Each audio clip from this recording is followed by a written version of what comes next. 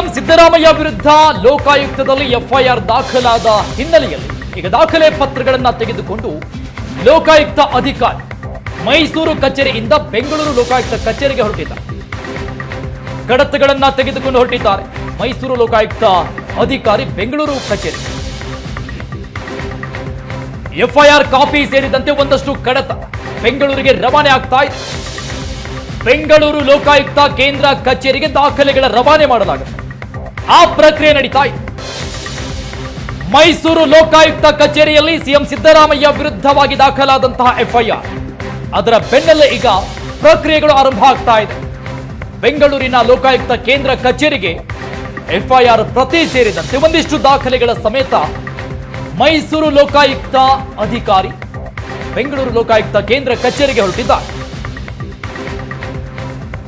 ಇನ್ನಷ್ಟು ಡೀಟೇಲ್ಸ್ ಕೊಡ್ತಾರೆ ನಮ್ಮ ಪ್ರತಿನಿಧಿ ರಮೇಶ್, ಲೈವ್ ನಲ್ಲಿದ್ದಾರೆ. ರಮೇಶ್, ಈ ಒಂದು ಬೆಳವಣಿಗೆ ಏನು ರಮೇಶ್? ಈ ಪ್ರಕ್ರಿಯೆ ಏನು? ಮೈಸೂರು ಲೋಕಾಯುಕ್ತದಲ್ಲಿ ಎಫ್ಐಆರ್ ಆಯಿತು, ಅಲ್ಲಿಂದ ಈಗ ಅಧಿಕಾರಿಗಳು ಬೆಂಗಳೂರಿನ ಕೇಂದ್ರ ಕಚೇರಿಗೆ ಕಡತಗಳನ್ನು ತೆಗೆದುಕೊಂಡು ಬರ್ತಾ ಇದ್ದಾರೆ, ಯಾಕೆ? ಅರುಣ್, ಅಂದರೆ ಯಾವುದೇ ಒಬ್ಬ ವ್ಯಕ್ತಿಯ ವಿರುದ್ಧ ಎಫ್ಐಆರ್ ದಾಖಲಾದ ಸಂದರ್ಭದಲ್ಲಿ ಅದಕ್ಕೆ ಸಂಬಂಧಪಟ್ಟಂತೆ ಹಿರಿಯ ಅಧಿಕಾರಿಗಳ ಒಂದಷ್ಟು ಸಲಹೆ ಸೂಚನೆಗಳನ್ನ ತೆಗೆದುಕೊಳ್ಳುವಂತಹದ್ದು ಸಹಜ. SP ದರ್ಜೆ ಅಧಿಕಾರಿ ಈ ರೀತಿಯ ಎಫ್ಐಆರ್ನ ದಾಖಲು ಮಾಡಿಕೊಂಡು ಅವರ ಕೆಳಗಿನ DSP ಇನ್ಸ್ಪೆಕ್ಟರ್ ದರ್ಜೆ ಅಧಿಕಾರಿಗಳ ತಂಡವನ್ನು ರಚನೆ ಮಾಡಿಕೊಂಡು ಆ ಬಗ್ಗೆ ಒಂದು ತನಿಖೆಯನ್ನು ಮಾಡುವಂಥದ್ದು ಸಹಜ. ಈ ಸಂದರ್ಭದಲ್ಲಿ ಒಬ್ಬ ರಾಜ್ಯದ ಮುಖ್ಯಮಂತ್ರಿಯ ವಿರುದ್ಧ ಎಫ್ಐಆರ್ ದಾಖಲಾಗಿರೋದ್ರಿಂದ ತನಿಖೆಯನ್ನು ಮಾಡಬೇಕಾಗಿರುವುದರಿಂದ ಅಂತ ಸಂದರ್ಭದಲ್ಲಿ ಯಾವ ನಡೆಯನ್ನು ಅನುಸರಿಸಬೇಕು, ಯಾವ ರೀತಿ ಪ್ರೊಸೀಜರ್ಗಳನ್ನ ನಡೆಸಬೇಕು ಅನ್ನೋದ್ರ ನಿಟ್ಟಿನಲ್ಲಿ ಸಾಮಾನ್ಯವಾಗಿ ಕೆಳ ಹಂತದ ಅಧಿಕಾರಿಗಳು ಒಂದಿಷ್ಟು ಕಾನ್ಶಿಯಸ್ ಆಗಿರ್ತಾರೆ. ಅದಕ್ಕೆ ಸಂಬಂಧಪಟ್ಟಂತೆ ಹಿರಿಯ ಅಧಿಕಾರಿಗಳಾದ್ರೆ IGR ಆಗಲಿ ಅಥವಾ ADG ಮತ್ತೆ ಹಿರಿಯ ಇನ್ನು ಉಳಿದಂತೆ DG ದರ್ಜೆ ಅಧಿಕಾರಿಗಳ ಒಂದು ಸಲಹೆ ಸೂಚನೆಗಳ ಮೇರೆಗೆ ಆ ಒಂದು ತನಿಖೆಯನ್ನು ಮುಂದುವರಿಸುವಂತಹದ್ದು ಸೂಕ್ತ ಅನ್ನುವಂಥ ನಿಟ್ಟಿನಲ್ಲಿ ಹಿರಿಯ ಅಧಿಕಾರಿಗಳು ಅಂದ್ರೆ ನಿರ್ಧಾರಕ್ಕೆ ಬಂದಿರ್ತಾರೆ. ಆ ಒಂದು ಹಿನ್ನೆಲೆಯಲ್ಲಿ ಮೈಸೂರಿನ ಅಧಿಕಾರಿಗಳು ಬೆಂಗಳೂರಿಗೆ ಬಂದು ಹಿರಿಯ ಅಧಿಕಾರಿಗಳ ಜೊತೆ ಏನೆಲ್ಲ ದಾಖಲೆಗಳು ತಮ್ಮ ಬಳಿ ಇದೆ, ಮತ್ತೆ ಎಫ್ಐಆರ್ ನಲ್ಲಿ ಏನೆಲ್ಲ ದಾಖಲೆ ಮಾಡಿಕೊಳ್ಳಲಾಗಿದೆ, ಮುಂದೆ ಯಾವ ಯಾವ ದಾಖಲೆಗಳಿಗೆ ಸಂಬಂಧಪಟ್ಟಂತೆ ಹೆಚ್ಚಿನ ಮಾಹಿತಿಗಳನ್ನ ಸಂಗ್ರಹಿಸಬೇಕು, ಯಾರನ್ನ ಮಾತನಾಡಿಸಬೇಕು, ಇದರಲ್ಲಿ ಕೆಲವು ಪ್ರೈವೇಟ್ ವ್ಯಕ್ತಿಗಳನ್ನ ಸಾಕ್ಷಿಯಾಗಿ ಅಥವಾ ಅವ್ರನ್ನ ಮಾಹಿತಿನ ಪಡ್ಕೊಳ್ಬೇಕಾಗಿರುವಂತಹದ್ದು, ಇನ್ನು ಕೆಲ ರಾಜಕಾರಣಿಗಳು ಇದರಲ್ಲಿ ಕೆಲವರ ಹೆಸರುಗಳು ಕೇಳಿ ಬಂದಿದೆ, ಕೆಲವು ಮೂಡಾದಲ್ಲಿ ಕೆಲಸ ಮಾಡಿದಂತ ಅಧಿಕಾರಿಗಳ ಹೆಸರುಗಳು ಕೇಳಿ ಬಂದಿದೆ. ಸೊ ಅವರಿಗೆಲ್ಲರ ಕಡೆಯಿಂದ ಕೂಡ ಮಾಹಿತಿ ಸಂಗ್ರಹ ಮಾಡುವಂಥದ್ದು, ಹೇಳಿಕೆ ದಾಖಲೆ ಮಾಡಿಕೊಳ್ಳುವಂತಹದ್ದು, ದಾಖಲೆಗಳನ್ನು ಸಂಗ್ರಹಿಸುವಂಥದ್ದು ಮಾಡಬೇಕಾಗುತ್ತೆ. ಹಾಗಾಗಿ ಮುಂದಿನ ಹಂತದಲ್ಲಿ ಯಾವ ಕ್ರಮವನ್ನು ತೆಗೆದುಕೊಳ್ಬೇಕು, ಯಾವ ರೀತಿ ಹೋಗಬೇಕು ಅನ್ನೋ ನಿಟ್ಟಿನಲ್ಲಿ ಹಿರಿಯ IG ಮತ್ತೆ ADG ದರ್ಜೆ ಅಧಿಕಾರಿಗಳ ಜೊತೆ ಮಾತನಾಡಲಿಕ್ಕೋಸ್ಕರ ಬರ್ತಾರೆ. ಮತ್ತೆ ಈ ಪ್ರಕರಣದ ತನಿಖೆ ಮುಂದೆ ಹೇಗೆ ನಡೆಯುತ್ತೆ ಅನ್ನೋದು ಹೋದ್ರೆ ಇದು ಒಂದು ಡಾಕ್ಯುಮೆಂಟಲ್ ಓರಿಯೆಂಟೆಡ್ ಪ್ರಕರಣ ಆಗಿರೋದ್ರಿಂದ ತಕ್ಷಣಕ್ಕೆ ಆರೋಪಿಗಳನ್ನ ಹೋಗಿ ಕರ್ಕೊಂಡು ಬಂದು ಅವ್ರನ್ನ ಅರೆಸ್ಟ್ ಮಾಡ್ತಾರೆ. ಸೊ ಈ ಪ್ರಕ್ರಿಯೆಗಳನ್ನ ಪಾಲಿಸಲಿಕ್ಕೆ ಪೊಲೀಸ್ ಅಧಿಕಾರಿಗಳು ಮುಂದೆ ಹೋಗೋದಿಲ್ಲ. ಯಾಕೆಂದ್ರೆ ಒಂದು ಆರ್ಡ್ ಕ್ರೈಮ್ ಆಗಿದ್ರೆ, ಉದಾಹರಣೆ ಯಾವುದೋ ಒಂದು ಕೊಲೆ ಆಗಿದ್ರೆ ಅಥವಾ ಬೇರೆ ಅತ್ಯಾಚಾರ ಪ್ರಕರಣಗಳು, ಬೇರೆ ಬೇರೆ ಕ್ರೈಮ್ಗಳಾದ ಸಂದರ್ಭದಲ್ಲಿ ಇಮ್ಮಿಡಿಯೇಟ್ ಆರೋಪಿಗಳನ್ನ ವಶಕ್ಕೆ ತೆಗೆದುಕೊಂಡು ವಿಚಾರಣೆಗೊಳಪಡಿಸಬೇಕು ಅನ್ನುವಂಥ ಅಗತ್ಯತೆ ಪೊಲೀಸರಿಗೆ ಬರುತ್ತೆ. ಆದರೆ ಈ ಪ್ರಕರಣಗಳು ಹಲವು ವರ್ಷಗಳಿಂದ ನಡೆದು ಇದೊಂದು ದಾಖಲೆಗಳಲ್ಲಿ ಒಂದು ವಂಚನೆ ಮಾಡಿರುವಂತಹ ವಿಚಾರಗಳಾಗಿದ್ದರಿಂದ ಇಂತಹ ಸಾಕ್ಷಿಗಳನ್ನ ಒಂದು ಮ್ಯಾನಿಪುಲೇಟ್ ಮಾಡುವಂಥದ್ದಾಗಲಿ, ಫೋರ್ಸ್ ಮಾಡುವಂಥದ್ದಾಗಲಿ ಸಾಧ್ಯತೆಗಳು ಕಡಿಮೆ, ಮತ್ತೆ ಮಾಡಿದ್ರು ಕೂಡ ಅದು ಗೊತ್ತಾಗುತ್ತೆ. ಸೊ ಹಾಗಾಗಿ ಇಂತಹ ಪ್ರಕರಣಗಳಲ್ಲಿ ತನಿಖಾಧಿಕಾರಿಗಳು ಫಸ್ಟ್ ತಮ್ಮ ಬಳಿ ದೂರದಾರರು ಏನು ದಾಖಲೆಗಳನ್ನ ಕೊಟ್ಟಿದ್ದಾರೆ, ಅದರಲ್ಲಿ ಏನು ಅಲಿಗೇಷನ್ಸ್ ಅನ್ನು ಮಾಡ್ತಾ ಹೋಗ್ತಾರೆ. ಇದು ಯಾಕೆಂದ್ರೆ 1992ರಿಂದ ಹಿಡಿದು ಶ್ರೀಮತಿ ಪಾರ್ವತಿ ಅವರಿಗೆ ಸೈಟ್ ಕೊಡುವವರೆಗೂ ಕೂಡ ಹಲವು ರೀತಿಯಾದ ಹಲವು ಹಂತಗಳಲ್ಲಿ ಒಂದಷ್ಟು ಬೆಳವಣಿಗೆಗಳು ನಡೆದಿದೆ. ಅಂದರೆ ನೋಟಿಫಿಕೇಶನ್ ಮಾಡಲಾಗುತ್ತೆ, ಆಮೇಲೆ ಡಿನೋಟಿಫಿಕೇಶನ್ ಮಾಡಲಾಗುತ್ತೆ.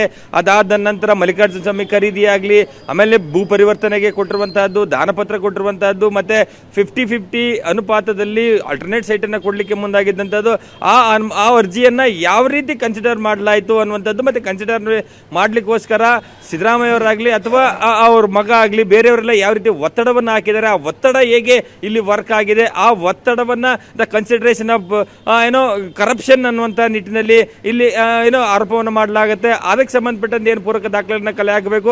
ಸೊ ಇದೆಲ್ಲವೂ ಕೂಡ ಪೊಲೀಸ್ ಅಧಿಕಾರಿಗಳ ಮುಂದಿರುವಂತಹ ಕೆಲಸಗಳು. ಹಾಗಾಗಿ ಒಬ್ಬ ಈ ಪ್ರಕರಣದ ಬಗ್ಗೆ ನಾವು ಮಾತಾಡೋದಾದ್ರೆ, ಈ ಪ್ರಕರಣದಲ್ಲಿ ಒಬ್ಬ ಆರೋಪಿಯನ್ನ ಸಿದ್ದರಾಮಯ್ಯ ಅವರಾಗಲಿ, ಪಾರ್ವತಿ ಆಗಲಿ, ಮಲ್ಲಿಕಾರ್ಜುನ ಸ್ವಾಮಿ ಯಾರನ್ನೇ ಕೂಡ ವಿಚಾರಣೆಗೆ ಕರೆಬೇಕು ಅನ್ನೋದಾದ್ರೆ ಅದಕ್ಕೆ ಪೂರಕವಾದಂತಹ ವಿಚಾರಗಳನ್ನ ಮೊದಲು ಮೊದಲು ತನಿಖಾಧಿಕಾರಿಗಳು ಅರ್ಥ ಮಾಡ್ಕೊಳ್ಬೇಕು, ದಾಖಲೆಗಳನ್ನ ಸಂಗ್ರಹಿಸ್ಕೊಳ್ಬೇಕು, ಅದಕ್ಕೆ ಸಂಬಂಧಪಟ್ಟಂತೆ ಪೂರಕ ವಿಚಾರಗಳನ್ನ ತೆಗೆದುಕೊಂಡು ಆಮೇಲೆ ಅವ್ರನ್ನ ವಿಚಾರಣೆಗೆ ಕರೆಯುವಂಥದ್ದಾಗಲಿ, ತನಿಖೆ ಮಾಡುವಂಥದ್ದು, ಹೇಳಿಕೆ ದಾಖಲಿಸುವಂತ ಮಾಡಬೇಕಾಗುತ್ತೆ. ಅಂಥ ಸಂದರ್ಭದಲ್ಲಿ ಸಂಪೂರ್ಣವಾಗಿ ತನಿಖಾಧಿಕಾರಿಗಳಿಗೆ ಮಾಹಿತಿ ಗೊತ್ತಿಲ್ಲದೆ ಆರೋಪಿ ಸ್ಥಾನದಲ್ಲಿದ್ದವ್ರನ್ನ ಕರೆಸಿದಾಗ ಅವರೆಲ್ಲ ಒಂದು ಕಡೆ ಬೇರೆ ರೀತಿಯಾದಂತಹ ದಾರಿ ತಪ್ಪಿಸುವ ಮಾಹಿತಿಗಳನ್ನ ಕೊಡಲಿಕ್ಕೆ ಸಾಧ್ಯತೆಗಳಿರ್ತದೆ. ಸೊ ಹಾಗಾಗಿ ತಕ್ಷಣಕ್ಕೆ ಇವತ್ತು ನಾಳೆದಲ್ಲಿ ಒಂದೆರಡು ದಿನಗಳಲ್ಲಿ ಆರೋಪಿ ಸ್ಥಾನದಲ್ಲಿದ್ದವರಿಗೆ ನೋಟಿಸ್ ಕೊಡುವಂಥದ್ದಾಗಲಿ, ವಶಕ್ಕೆ ತೆಗೆದುಕೊಳ್ಳುವಂಥದ್ದು, ಅರೆಸ್ಟ್ ಮಾಡುವಂಥ ಸಾಧ್ಯತೆಗೆ ಪೊಲೀಸ್ ಅಧಿಕಾರಿಗಳು ಹೋಗೋದಿಲ್ಲ. ಸೊ ಈ ಹಂತದಲ್ಲಿ ಪೊಲೀಸ್ ಅಧಿಕಾರಿಗಳು ಮುಂದೆ ಯಾವ ರೀತಿಯಾದ ಹೆಜ್ಜೆಗಳನ್ನು ಇಡಬೇಕು ನಿಟ್ಟಿನಲ್ಲಿ ಹಿರಿಯ ಅಧಿಕಾರಿಗಳ ಜೊತೆ ಒಂದಷ್ಟು ಚರ್ಚೆ ಮಾಡುವಂಥ ಸಾಧ್ಯತೆಗಳು ಕಾಣ್ತಾ ಇದೆ. ಅರುಣ್, ರಮೇಶ್, ಈ ಕ್ಷಣದಿಂದ ಈಗ ಲೋಕಾಯುಕ್ತ ಅಧಿಕಾರಿಗಳ ಅಧಿಕೃತವಾದಂಥ ತನಿಖೆ ಮುಂದುವರಿತಾ ಇದೆ. ಆ ಭಾಗವನ್ನು ನಾವು ನೋಡ್ತಾ ಇದ್ದೀವಿ. ಮತ್ತೊಂದು ಕಡೆ ಈಗ ದಾಖಲಾಗಿರುವಂತಹ ಈ ಸೆಕ್ಷನ್ಗಳನ್ನ ನೋಡ್ತಾ ಇದ್ರೆ ಟಫೆಸ್ಟ್ ಸಿಚುವೇಶನ್ ಸಿದ್ದರಾಮಯ್ಯವರಿಗೆ ಇದೆ ಅಂತ ಅನ್ಸುತ್ತಾ?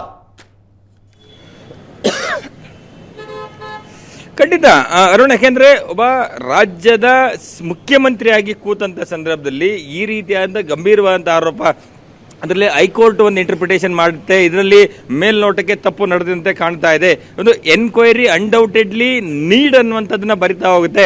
ಸೊ ಹಾಗಾಗಿ ಇನ್ನು ಜನಪ್ರತಿನಿಧಿಗಳ ವಿಶೇಷ ನ್ಯಾಯಾಲಯ ಕೂಡ ಆದೇಶ ಮಾಡುವಂಥದ್ದಲ್ಲಿ ಇಲ್ಲಿ ತನಿಖೆ ಮಾಡಲಿಕ್ಕೆ ಅವಕಾಶಗಳಿದೆ ಅನ್ನುವಂಥ ನಿಟ್ಟಿನಲ್ಲಿ ನಾಲ್ಕು ಕಾಯ್ದೆಗಳಲ್ಲಿ ಸುಮಾರು 17 ಸೆಕ್ಷನ್ಗಳ ಅಡಿ ಇದರ ತನಿಖೆ ಅಗತ್ಯ ಇದೆ ಅನ್ನುವಂಥದ್ರೆ ಎಷ್ಟು ಡೌಟ್ಫುಲ್ ಘಟನೆಗಳಲ್ಲಿ ನಡೆದಿದೆ, ಡೌಟ್ಫುಲ್ ಪ್ರೊಸೀಜರ್ಗಳು ನಡೆದಿದೆ ಅನ್ನುವಂಥದ್ದು.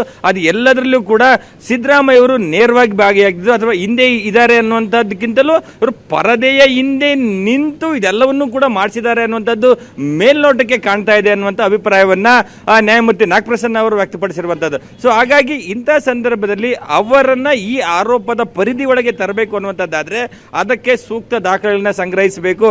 ಯಾಕೆಂದ್ರೆ ದೂರುದಾರರು ಒಂದಷ್ಟು ಮಾಹಿತಿಗಳನ್ನ, ಒಂದಷ್ಟು ದಾಖಲೆಗಳನ್ನ ಸಂಗ್ರಹಿಸಿಕೊಂಡಿದ್ದಾರೆ.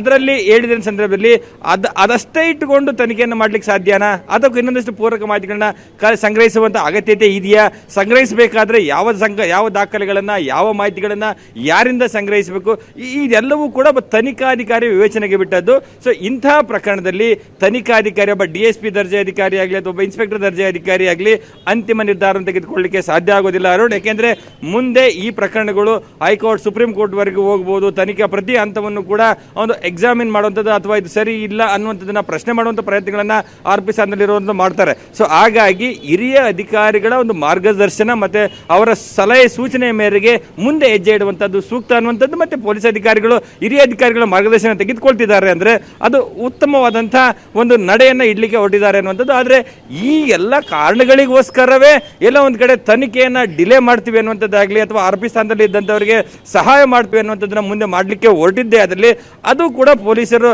ತಮ್ಮ ವೃತ್ತಿಗೆ ಇಲ್ಲ ಒಂದ್ ಕಡೆ ಏನೋ ಅವರು ಅದಕ್ಕೆ ನ್ಯಾಯ ಕೊಟ್ಟಂತೆ ಆಗೋದಿಲ್ಲ. ಆ ನಿಟ್ಟಿನಲ್ಲಿ ಕೂಡ ಏನು ಮಾಡಿದ್ರು ಕೂಡ ಒಂದು ವಿವೇಚನೆಯನ್ನು ಬಳಕೆ ಮಾಡಿಕೊಂಡು ಒಂದು ಸರಿಯಾದಂಥ ರೀತಿಯಲ್ಲಿ ತನಿಖೆಯನ್ನು ಮಾಡುವಂಥದ್ದು ಸೂಕ್ತ ಅನ್ನುವಂಥದ್ದು ಆ ನಿಟ್ಟಿನಲ್ಲೇ ಹೆಜ್ಜೆ ಇಟ್ಟಂತೆ ಕಾಣ್ತಾ ಇದೆ.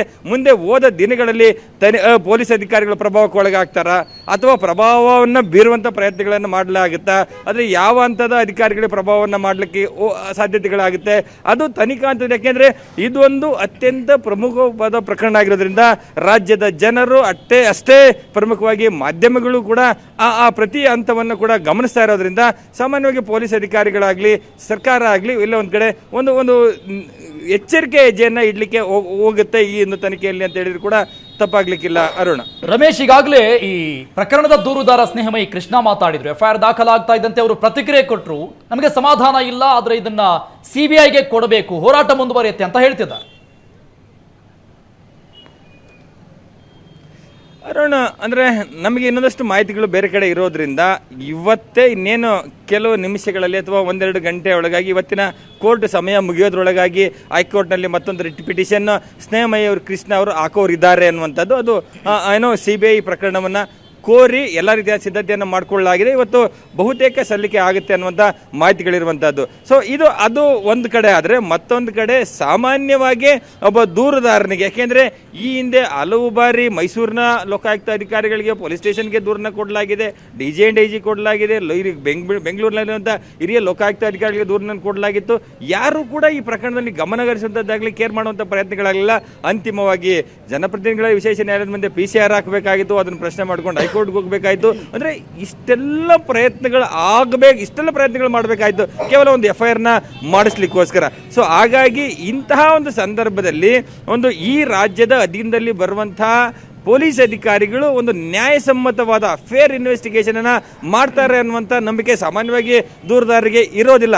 ಸೊ ಹಾಗಾಗಿ ಎಲ್ಲ ಒಂದು ಕಡೆ ಒಂದು ಸ್ವತಂತ್ರ ತನಿಖಾ ಸಂಸ್ಥೆಯಿಂದ ಅಥವಾ ಅದರ CBI ಅಂತಹ ತನಿಖಾ ಸಂಸ್ಥೆಗಳಿಂದ ತನಿಖೆ ಆಗಲಿ ಅನ್ನುವಂಥದ್ದು ಅವರ ಒಂದಷ್ಟು ಅಭಿಲಾಷೆ ಆಗಿರ್ತದೆ, ಅಥವಾ ಅವರ ಒಂದು ಮನವಿ ಆಗಿರ್ತದೆ, ಒತ್ತಾಯ ಆಗಿರ್ತದೆ. ಆ ನಿಟ್ಟಿನಲ್ಲಿ ಹೈಕೋರ್ಟ್ಗೆ ಕೂಡ ಅರ್ಜಿಯನ್ನು ಸಲ್ಲಿಸುವಂಥ ಕೆಲಸಗಳನ್ನ ಮಾಡ್ತಾರೆ. ಆದರೆ ಸರ್ಕಾರ ಅದರಲ್ಲಿ ವಿಶೇಷವಾಗಿ ಪೊಲೀಸ್ ಇಲಾಖೆ ಈಗೇನು FIR ದಾಖಲು ಮಾಡಿಕೊಂಡಿದೆ, FIR ದಾಖಲು ಮಾಡಿಕೊಂಡ ನಂತರ ಮುಂದೆ ಅವರ ತನಿಖಾ ಪ್ರಕ್ರಿಯೆಗಳು, ಅವ್ರು ಇಡುವಂಥ ಹೆಜ್ಜೆಗಳು, ಕಲೆ ಹಾಕುವಂಥ ಸಾಕ್ಷಿಗಳಾಗಲಿ, ಇದೆಲ್ಲವೂ ಕೂಡ ಅತ್ಯಂತ ಪ್ರಮುಖ ಆಗುತ್ತೆ.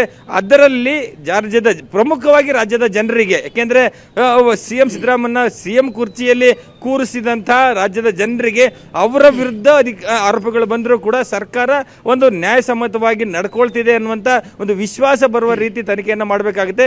ಒಂದು ವೇಳೆ ಏನಾದರೂ ಅಂತಹ ವಿಶ್ವಾಸವನ್ನು ಕಳೆದುಕೊಂಡಿದ್ದೆ ಆದಲ್ಲಿ ನಿಜಕ್ಕೂ ಒಂದು ರಾಜಕೀಯ ವಿಚಾರದಲ್ಲಿಯೂ ಕೂಡ ಅವರಿಗೆಲ್ಲ ಒಂದು ಕಡೆ ಸಿದ್ದರಾಮಯ್ಯ ಅವರು ಕಳೆದ 4-5 ದಶಕಗಳಿಂದ ಈ ರೀತಿ ಕಪ್ಪು ಚುಕ್ಕೆ ಇಲ್ಲದೆ ಇರುತ್ತೆ ಅಂತ ರಾಜಕಾರಣಿಯಾಗಿದ್ದು ನಾನು ತನಿಖೆ ಎದುರಿಸಲಿಕ್ಕೆ ಸಿದ್ಧ ಇದೆ ಅಂತ ಹೇಳಿದ್ರು ಕೂಡ ಮತ್ತೊಂದು ಕಡೆ ಪ್ರಭಾವವನ್ನು ಬೀರುವಂಥ ಕೆಲಸಗಳನ್ನು ಮಾಡ್ತಾ ಇದ್ದಾರೆ ಅನ್ನುವಂಥ ಒಂದು ತಪ್ಪು ಸಂದೇಶ ಹೋಗುವಂಥ ಸಾಧ್ಯತೆಗಳಿರ್ತದೆ. ಸೊ ಹಾಗಾಗಿ ಪೊಲೀಸರು ಯಾವ ರೀತಿಯಾದಂಥ ತನಿಖೆಯನ್ನು ಮಾಡ್ತಾರೆ ಅದು ಕೂಡ ಅತ್ಯಂತ ಪ್ರಮುಖವಾಗುತ್ತೆ. ಸೊ ಇಷ್ಟಕ್ಕೆ ಮುಗಿತಾದ ಲೋಕಾಯುಕ್ತ ತನಿಖೆಗೆ ಸಾಮಾನ್ಯವಾಗಿ ಸ್ನೇಹಮಯ ಕೃಷ್ಣ ಅವರಿಗೆ ಒಂದು ತೃಪ್ತಿ ಇಲ್ಲ. CBIಗೆ ಕೊಡಬೇಕು ಅನ್ನುವಂಥ ಅವರ ಪ್ರಯತ್ನಗಳೇನಿದೆ, ಅಂದರೆ ಸಾಮಾನ್ಯವಾಗಿ ಇದು FIRಗೆ ಒಂದು ಆರ್ಡರ್ ಆಗಲಿ, ಅದಾದ ನಂತರ ಎಲ್ಲಿ ತನಿಖೆ ಆಗಬೇಕು ಅನ್ನುವಂಥದ್ದನ್ನ ಮತ್ತೊಂದು ರಿಟ್ಟನ್ನು ಹಾಕ್ಲಿಕ್ಕೆ ನಾವು ಸಿದ್ಧ ಇದ್ದೀವಿ ಅನ್ನುವಂಥ ಮಾತುಗಳು ಹೇಳಿದ್ರು. ಅದೇ ರೀತಿಯಾಗಿ ಹೈಕೋರ್ಟ್ಗೆ ಒಂದು ರಿಟ್ ಹಾಕುವಂಥ ಪ್ರಯತ್ನಗಳನ್ನು ಮಾಡ್ತಾ ಇದ್ದಾರೆ. ಸೊ ಅದೇನಾಗುತ್ತೆ ಅಂತ ನೋಡಬೇಕಾಗಿರುವಂಥದ್ದು. ಸದ್ಯಕ್ಕೆ ಈಗ FIR ದಾಖಲು ಮಾಡಿಕೊಂಡಿರುವಂಥ ಲೋಕಾಯುಕ್ತ ಪೊಲೀಸರು ತಮ್ಮ ವೃತ್ತಿ ನಿಷ್ಠೆಗೆ ತಕ್ಕನಾಗಿ ಒಂದು ತನಿಖೆಯನ್ನು ಮುಂದುವರಿಸ್ತಾರಾ, ಅದು ಇರುವಂಥ ಪ್ರಶ್ನೆ ಈಗ. ರಮೇಶ್, ಹಾಗೆ ಸಂಪರ್ಕದಲ್ಲಿರಿ, ಮತ್ತಷ್ಟು ಅಪ್ಡೇಟ್ಸ್ ಪಡಿತಾ ಹೋಗ್ತೀನಿ.